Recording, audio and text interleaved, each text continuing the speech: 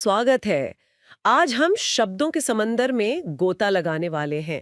एक गाने के बोल, लेकिन क्या बोल हैं? हमारे पास पार्थिव गोहिल की एक लाइव परफॉर्मेंस है। उन्होंने गाया है विशाल भारद्वाज की फिल्म ओमकारा का वो मशहूर गाना नैना ठग लेंगे। हाँ, वही गाना जिसे असल में राहत फतेह अली खान साहब ने गाया था और लिखा है गुलजार साहब ने। अच्छा। क्या कमाल का कॉम्बिनेशन। हाँ।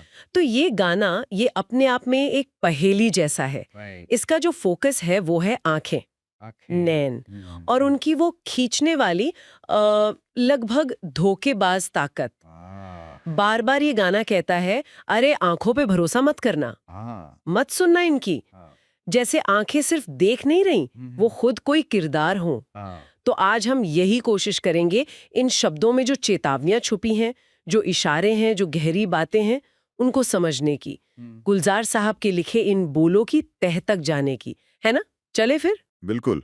और ये बात बहुत दिलचस्प है जो आपने कही कि आँखें सिर्फ देखने का ज़रिया नहीं हैं। इस गाने में आँखें एक एक एंटिटी हैं, उनकी अपनी मर्ज़ी है, अपना एक इरादा है और वो इरादा अक्सर धोखा देने वाला होता है।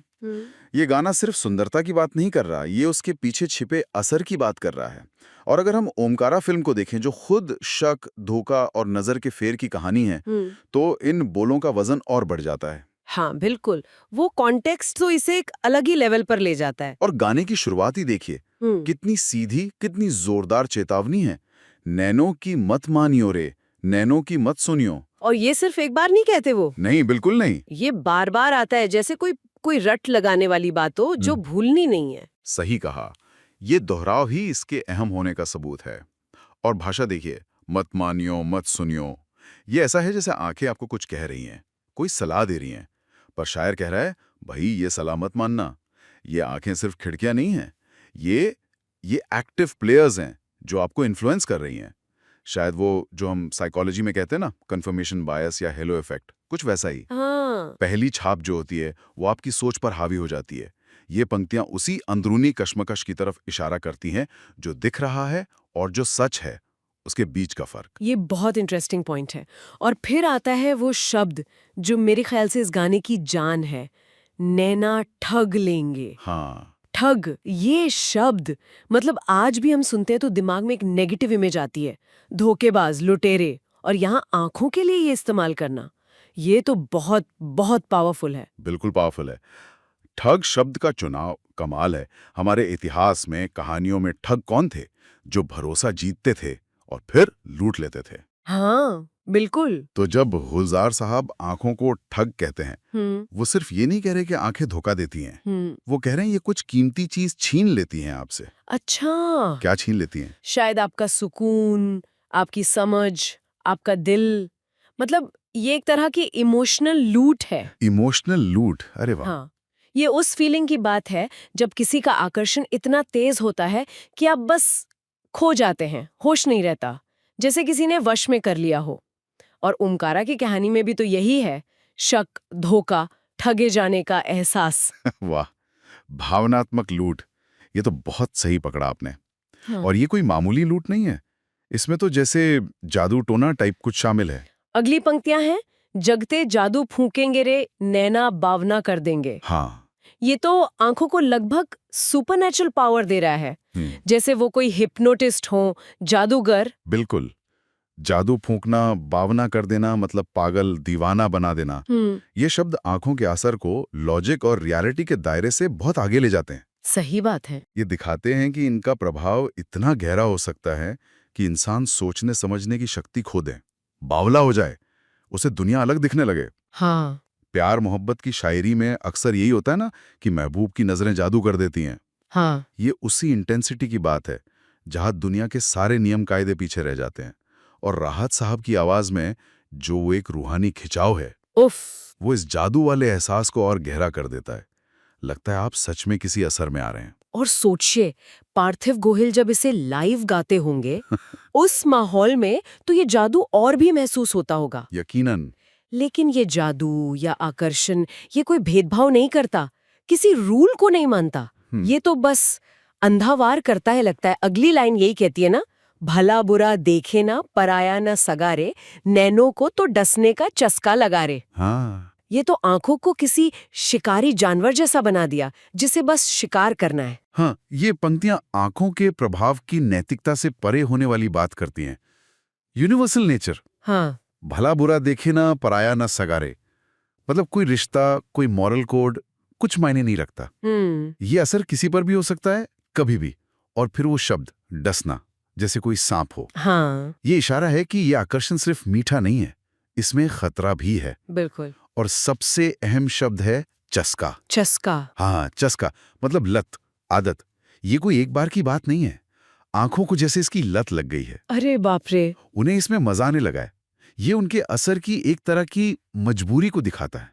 ये कोई प्लानिंग नहीं, ये एक आदत है, एक नशा। डसने का चस्का, सही में रोंगटे खड़े हो जाते हैं ये सोचकर। ये तो एडिक्शन जैसा लग रहा है। हाँ, कुछ वैसा ही। और इसी खतरे और नशे के मिक्सचर को अगली लाइन और कॉम्प्लिकेटेड बना देती है। नैनों का जहर नशीला रे। आहा, ये कॉन्ट्रडिक्शन तो कमाल का है। जहर जो खतरनाक है, जानलेवा है, वही नशीला भी है। मतलब आकर्षक, खींचने वाला, ये कैसे?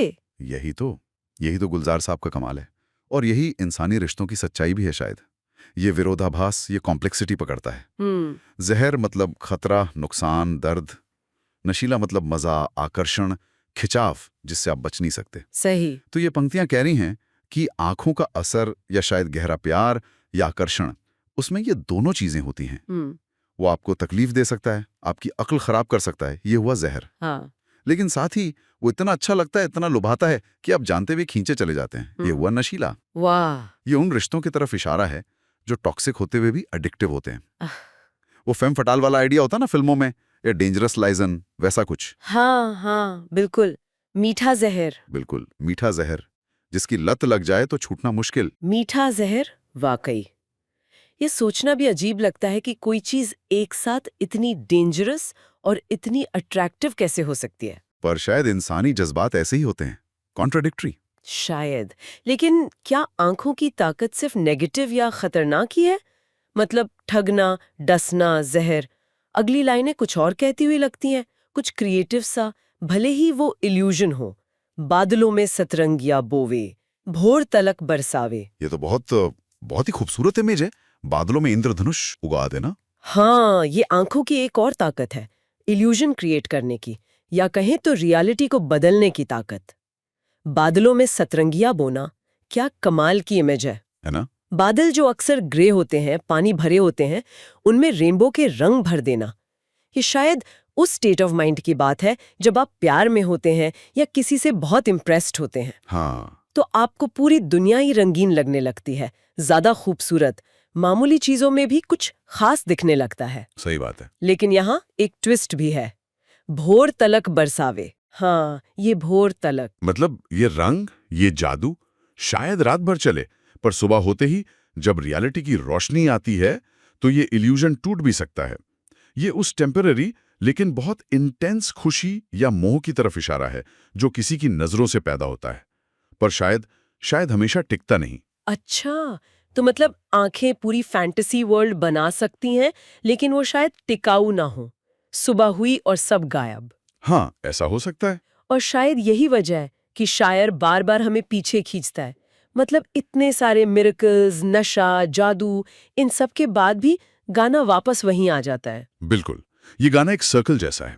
ये आंखों के मोहक, जादुई, नशीले, धोखेबाज असर को खूब खोलकर बताता है, लेकिन हर बार घूम फिरकर उसी कोर मैसेज पर आता है। नैनों की मत मानियो रे, नैनों की मत सुनियो। हाँ, वहीं लौट आता है। बहते हुए भी किनारे पर लगी ये वार्निंग देखो, इसको इग्नोर मत करो। ये आपको वापस जमीन पर लाता है। कहता है संभल कर, इस जाल में फंसना मत, अपनी समझ साथ रखो। तो फिर सब कुछ मिलाकर देखें तो इस पूरी बातचीत से, इस गाने की गहराइयों से हम क्या निकालें? ये गाना आंखों की कोई सिंपल तस्वीर तो नहीं बनाता। बिल्कुल नहीं। ये उन्हें बहुत कॉम्प्लेक्स, बहुत पावरफुल दिखाता है। कई चेहरे हैं उनके। वो ठग हैं जो लूट लेती हैं, जादूगर हैं जो दीवाना बनाती हैं, उनका सर जहरीला भी है, नशीला भी है, और वो इल्यूजन भी बनाती हैं, ऐसी रंगीन दुनिया जो शायद सच ना हो। तो क्या ये बस एक चेतावनी है कि बाहरी सुंदरता या फर्स्ट इंप्रेशन पर मत जाओ, या कुछ और है? मेरे ख्याल से ये उससे कहीं ज्यादा गहरा है। अच्छा। ये सिर्फ फर्स्ट इंप्रेशन की बात नहीं है।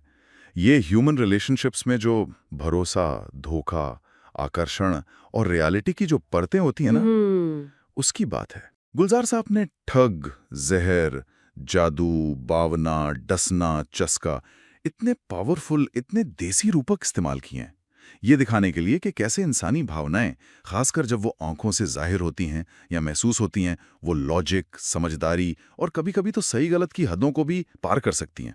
हाँ, ये तो है। ये गाना हमें याद दिलाता है कि जो हम देखते हैं वो हमेशा पूरा सच नहीं होता, और जो हमें अपनी तरफ खींचता है वो हमेशा हमारे लिए सही नहीं होता।